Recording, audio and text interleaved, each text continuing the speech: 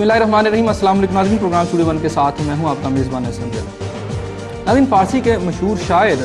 शेख सादी शराजी ने अपनी पुरहिकमत जो इशार थे उसमें फरमाया था कि चार तरह के लोग चार किस्म के लोगों से दिली तौर पर रंजीदा होते हैं। राहज़न बादशाह से,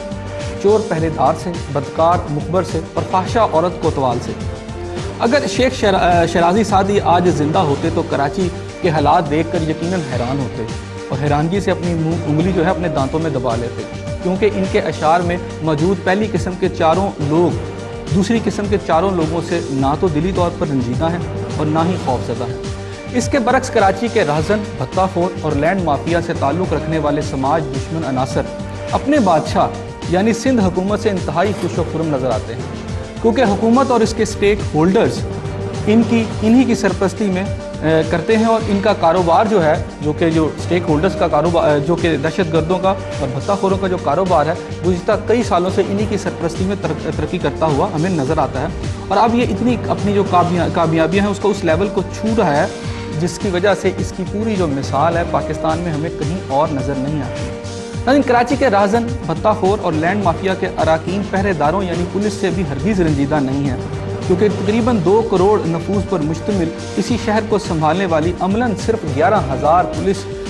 जवान जो है जो इन दिनों इंतहाई ख़तरनाक हथियार यानी लाठियों से मुसल्लह होकर कराची की सड़कों और चौराहों पर दहशतगर्दों का मुकाबला करते नज़र आते हैं, वो और यानी जो पुलिस है भत्ताखोरी और राहज़नी के कार खैर में अपना हिस्सा लेने के बाद एक खामोश तमाशाई का किरदार इस कामयाबी से अदा कर रही है कि इस पर इसे दाद देने को जी चाहता है। रह गए सरकारी सफ़ों में मौजूद मुखबर, तो वो भी पहरेदार,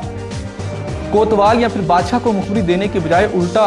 कहाँ ऑपरेशन होना है और पकड़ने के लिए किस किस के नाम की फहरिस्त हुकूमत के पास है के बारे में मुखबरी की खिदमत भत्ताखोरों और लैंड माफिया के लिए करते नजर आते हैं। रही शेख सादी के शेरों की फाहशा, तो कराची की गलियों, चौराहों और सड़कों पर मौत का भयानक और नंगा रक्स करने वाले दहशतगर्द, तो वो भी साहब इक़्तिदार व साहब इख्तियार के हाथ चूमे नहीं तो और क्या करें। हाकिम वक्त यानी सिंध हुकूमत ने एक रोज़ कबल अपनी जानिब से जारी किए गए 2 अलामियों में इनसे बड़ी आजिज़ाना गुजारिशात की हैं। पहले अलामिया में कराची में इंसानों को जानवरों की तरह ज़िबा करने वाले शरपसंदों से इंतहाई अदब से गुजारिश की गई कि शरपसंद जो हैं वो कराची को छोड़ दें, और दूसरे इलामिया में इनसे कहा गया कि वो कार्रवाइयाँ बंद कर दें। वज़ीर आला सिंध सैयद कायम अली शाह की हुकूमत की सादगी और भोलपन पर प्यार ना आए तो और क्या आए। वज़ीर आला सिंध अगर इस इलामिया में दहशतगर्दों को मुखातब करते वक्त इनके लिए बखिदमत जनाब के अल्फाज का भी इजाफा कर लेते तो शायद दहशतगर्दों को हुकूमत की बात समझने में ज़्यादा आसानी रहती। वैसे हुकूमत सिंध ने इस दफ़ा मुखबर का किरदार भी खुद ही अदा कर दिया है। नाम नहाद ऑपरेशन से कबल ही दहशतगर्दों से कह दिया है कि वो इलाका छोड़ दें। वैसे बाज़ हल्के सवाल उठा रहे हैं कि सिंध हुकूमत के मशवरे पर अमल करते हुए क्या दहशतगर्द अब लाहौर, कोयटा और पेशावर समेत पाकिस्तान के दीगर शहरों का रुख करेंगे। नाज़रीन, एक मोहतात अंदाजे के मुताबिक कराची में रोज़ाना 5 से 6 करोड़ रुपए भत्ते के नाम पर इकट्ठे किए जाते हैं। यूँ 1.5 अरब रुपए से जायद माहाना और 18 अरब रुपए से जायद भत्ता सालाना की बुनियाद पर इकट्ठा किया जाता है, जिसमें एक बड़ा हिस्सा उसका बड़ा हिस्सा यानी शेयर जो है वो उन सियासी जमातों को भी मिलता है जो यहाँ की स्टेक होल्डर समझी जाती हैं।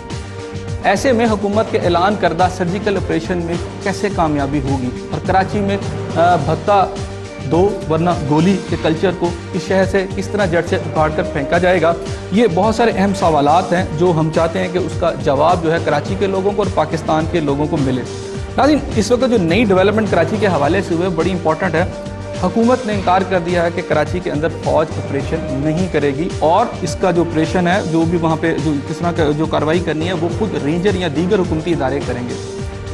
यहाँ मुझे एक बयान आज मैंने पढ़ा आसमा जहांगीर साहबा का, जो सदर सुप्रीम कोर्ट हैं इस वक्त सुप्रीम कोर्ट ऑफ पाकिस्तान, उनका ये कहना ये था कि अगर फ़ौज कराची में आई तो वहाँ के जो लोग हैं उनके जो बुनियादी हुकूक हैं वो सल्ब होंगे।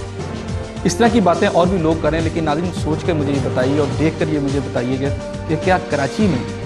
लोगों के इस वक्त बुनियादी हुकूक कोई हैं जहाँ कोई अपने घर से बाहर नहीं निकल पा रहा, जहाँ उनकी जानें अर्जा तौर पर जो है ज़ाया की जा रही, खून पानी की तरह बहाया जा रहा है, जहाँ किसी को ये नहीं पता कि घर से निकलने के बाद मैं घर पहुँच सकूँगा भी या नहीं, और जहाँ हर दुकान से और हर घर से भत्ता वसूल किया जा रहा है, वहाँ पहले ही अमलन कोई बुनियादी हुकूक हैं जो फ़ौज के आने के बाद ख़त्म हो जाएंगे। नाज़रीन, आज हम इस मौजू पर बात करेंगे कि हुकूमत ने जो ऑपरेशन वहाँ जो करने जा रही है रेंजर्स के थ्रू, क्या वो प्रैक्टिकेबल है, क्या उसके कोई रिजल्ट निकलेंगे। मेरे साथ आज मौजूद है इस मौजू पर बात करने के लिए मेरे पहले मेहमान फरीद अहमद पराचा साहब, सीनियर रहनुमा है जमात इस्लामी के। मेरे दूसरे मेहमान शौकत बसरा साहब, डिप्टी पार्लिमानी लीडर हैं पंजाब असम्बली में और ताल्लुक़ है इनका पाकिस्तान पीपल्स पार्टी से। और मेरे तीसरे मेहमान जमशेद चीमा साहब, सीनियर तजियाकार हैं। नाज़रीन, इनसे मैं अब बाज़ाब्ता गुफ्तगू का आगाज़ करूँ इससे पहले मैं एक छोटा सा ब्रेक ले लेता हूँ, हमारे साथ रहिए।